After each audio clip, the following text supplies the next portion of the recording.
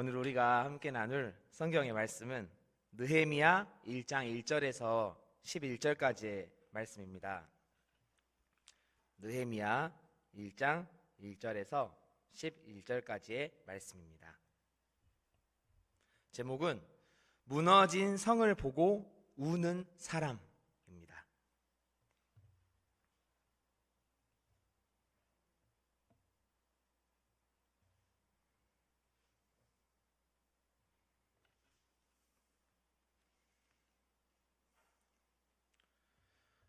우리 함께 합독하겠습니다. 하가랴의 아들 느헤미야의 말이라. 아닥사스다 왕 제20년 기슬루월에 내가 수산궁에 있는데 내 형제들 가운데 하나인 하나니가 두어 사람과 함께 유다에서 내게 이르렀기로 내가 그 사로잡힘을 면하고 남아있는 유다와 예루살렘 사람들의 형편을 물은즉 그들이 내게 이르되 사로잡힘을 면하고 남아있는 자들이 그 지방 거기에서 큰 환난을 당하고 능욕을 받으며 예루살렘 성은 허물어지고 성문들은 불탔다 하는지라. 내가 이 말을 듣고 앉아서 울고 수일 동안 슬퍼하며 하늘의 하나님 앞에 금식하며 기도하여 이르되 하늘의 하나님 여호와 크고 두려우신 하나님이여 주를 사랑하고 주의 계명을 지키는 자에게 언약을 지키시며 긍휼을 베푸시는 주여 간구하나이다. 이제 종이 주의 종들인 이스라엘 자손을 위하여 주야로 기도하오며 우리 이스라엘 자손이 주께 범죄한 죄들을 자복하오니 주는 귀를 기울이시며 눈을 여시사 종의 기도를 들으시옵소서. 나와 내 아버지의 집이 범죄하여 주를 향하여 크게 악을 행하여 주께서 주의 종 모세에게 명령하신 계명과 유례와 규례를 지키지 아니하였나이다. 옛적에 주께서 주의 종 모세에게 명령하여 이르시되 만일 너희가 범죄하면 내가 너희를 여러 나라 가운데에 흩을 것이요 만일 내게로 돌아와 내 계명을 지켜 행하면 너희 쫓긴 자가 하늘 끝에 있을지라도 내가 거기서부터 그들을 모아 내 이름을 두려고 택한 곳에 돌아오게 하리라 하신 말씀을 이제 청하건대 기억하옵소서. 이들은 주께서 일찍이 큰 권능과 강한 손으로 구속하신 주의 종들이요 주의 백성이니이다. 주여 구하오니 귀를 기울이사 종의 기도와 주의 이름을 경외하기를 기뻐하는 종들의 기도를 들으시고 오늘 종이 형통하여 이 사람 앞에서 은혜를 입게 하옵소서 하였나니 그때에 내가 왕의 술 관원이 되었느니라. 아멘. 느헤미야서는 바벨론 포로 시대 이후에 페르시아 제국 시대에 기록된 책으로 무너진 예루살렘 성벽의 재건과 이스라엘 공동체의 영적 개혁을 기록하고 있습니다.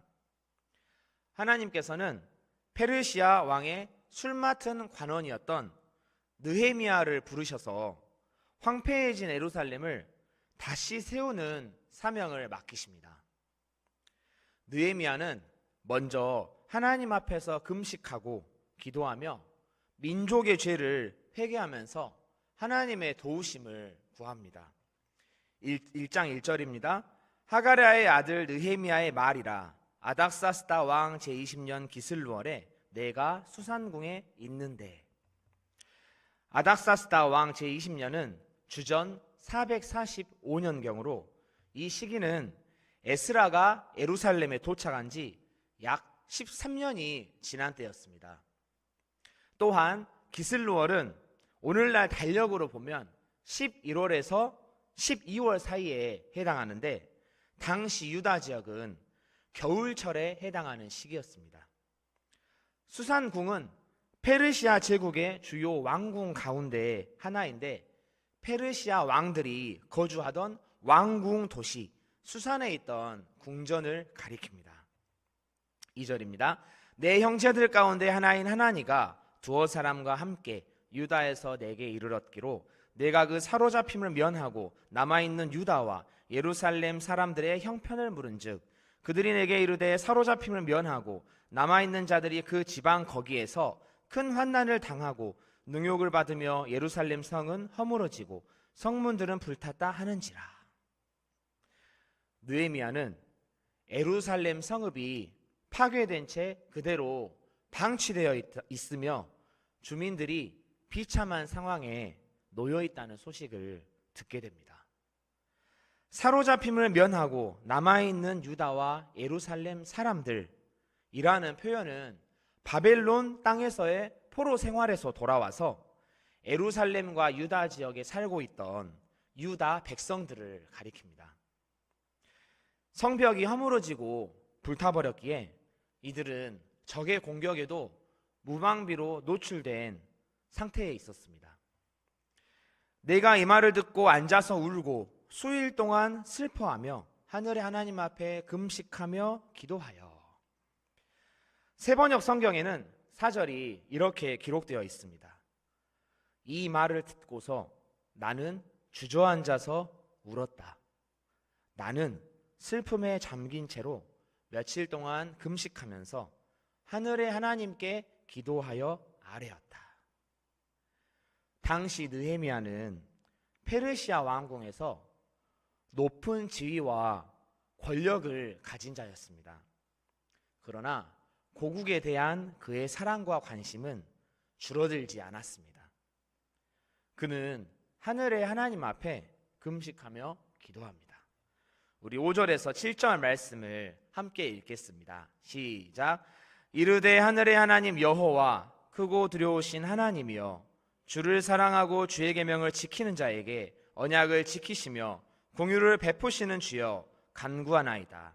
이제 종이 주의 종들은 이스라엘 자손을 위하여 주야로 기도하오며 우리 이스라엘 자손이 주께 범죄한 죄들을 자복하오니 주는 귀를 기울이시며 눈을 여시사 종의 기도를 들으시옵소서.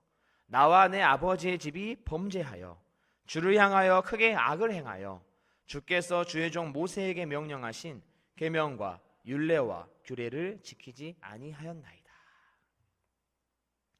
느헤미야는 자기 자신과 자기 가정의 죄악뿐만이 아니라 이스라엘 자손이 하나님 앞에 범죄하였던 지난날의 모든 죄를 고백하며 기도합니다.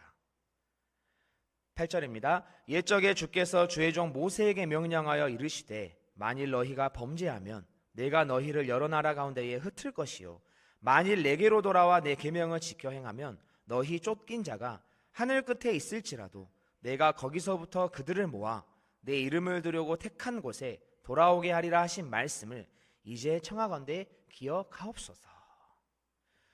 느헤미야는 하나님께서 이전에 이스라엘 자손에게 약속하신 것을 기억하시기를 간청하고 있습니다. 내 이름을 두려고 택한 곳은 하나님께서 이스라엘 자손을 약속의 땅으로 인도하시겠다고 약속하신 것을 가리킵니다. 10절입니다. 이들은 주께서 일찍이 큰 권능과 강한 손으로 구속하신 주의 종들이요 주의 백성이니이다. 주께서 큰 권능과 강한 손으로 구속하셨다라는 표현은 하나님께서 이스라엘 백성을 애굽의 노예 생활에서 건져내시고 홍해 사건을 통해 애굽의 군대를 멸망시킴으로 그들을 구원하신 하나님의 능력과 은혜를 가리키는 말입니다. 11절입니다. 주여 구하오니 귀를 기울이사 종의 기도와 주의 이름을 경외하기를 기뻐하는 종들의 기도를 들으시고 오늘 종이 형통하여 이 사람 앞에서 은혜를 입게 하옵소서 하였나니 그때에 내가 왕의 술 관원이 되었느니라. 이 사람 앞에서 라는 표현은 누구를 이야기할까요? 아닥사스다 왕을 가리킵니다. 느헤미야는 왕에게 예루살렘 성벽 재건을 허락해달라고 요청하기 위해 하나님께 기도하고 있었던 것입니다. 당시 느헤미야가 맡고 있던 왕의 술 관원이라는 직책은 왕의 신임을 받는 고위 관리였습니다. 왕 앞에 이러한 요청을 드린다는 것은 자칫 자신의 생명까지도 위태롭게 할 수 있는 일이었습니다. 그럼에도 불구하고 느헤미야는 동족을 향한 긍휼과 사랑의 마음을 가지고 눈물로 하나님께 간절히 기도하며 도움을 구합니다. 사랑하는 성도 여러분, 오늘 이 새벽 제단에 나온 우리에게도 느헤미야와 같이 자기 동족을 사랑하고 나라와 민족을 위해 기도할 줄 아는 간절한 심령이 필요합니다. 왜 그렇습니까? 이곳에 모인 우리는 우리 주 예수 그리스도의 놀라운 은혜와 복음으로 구원을 입은 자들이며 그 복음을 모든 세계와 나라와 민족과 열방 가운데 전해야 할 사명을 가진 자들이기 때문입니다. 특별히 우리는 북한 땅과 그곳에 속한 북한 주민들을 위해서 눈물로 기도해야 합니다. 우리 사진 한 장 보여주시겠습니까?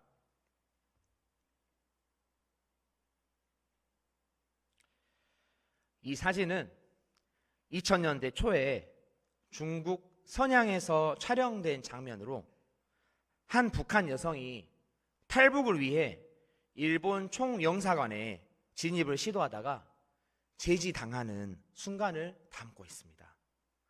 저 뒤에 작은 아이가 보이시죠?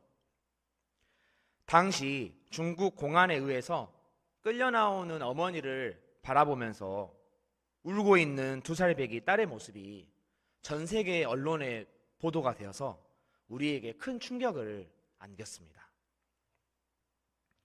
다음 사진 보여주세요. 북한 내에서는 통행증이 없이 지역을 이동하는 것이 불법입니다. 어디든 마음대로 갈 수 있다는 한마디 말도 북녘의 사람들에게는 절박한 소원이 됩니다. 압록강과 두만강을 사이에 둔 북중 국경인데요. 이곳에는 감시 초소가 설치되어 있는데 초소와 초소 사이의 간격이 채 100m가 넘지 않습니다.